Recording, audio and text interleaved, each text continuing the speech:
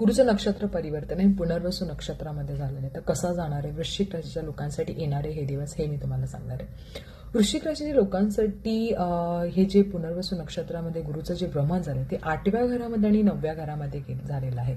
8वं घर इतकं खास चांगलं मानलं जात नाही. म्हणजे जेव्हा मिथुन राशीमध्ये भ्रमण होईल तेवढा खास तुम्हाला फायदा होणार नाही सांसारिक पद्धतीने, म्हणजे इकॉनॉमिकली म्हणा, ग्रोथ म्हणा. पण त्यावेळेला तुमची ग्रोथ होईल, पण ती ग्रोथ कशात होईल? धार्मिक कामामध्ये, सुख समाधान, तुम्हाला सगळ्या भक्तिभाव ह्याच्यामध्ये होईल. काही गोष्टींना खूप टच होतील, काही इंट्युशन पॉवर खूप स्ट्रॉंग होतील.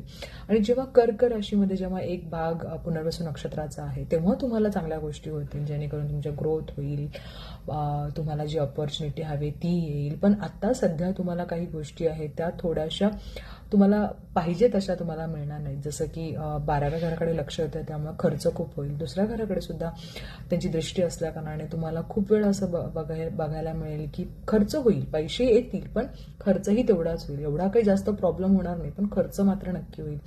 लोकांशी संबंध चांगले होतील, नातेवाईकांशी तुमचे रिलेशन चांगले होतील. खूप काही लोकांना तुम्ही भेटले नव्हता त्यांच्या गाठीभेटी होतील.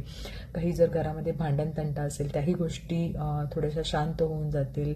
एकमेकांशी संबंध चांगले होतील. मोठ्या लोकांचे आशीर्वाद तुमच्यासोबत असतील, ते नक्कीच तुम्हाला समजावून सांगतील आणि तुम्ही त्या गोष्टी सगळ्या ऐकून घ्याल. त्यामुळे या गोष्टींसाठी नक्की चांगले. हा आता तुम्हाला धार्मिक जेवढे व्हाल, जेवढं तुम्ही देवाचं नामस्मरण कराल, चांगल्या गोष्टी कराल.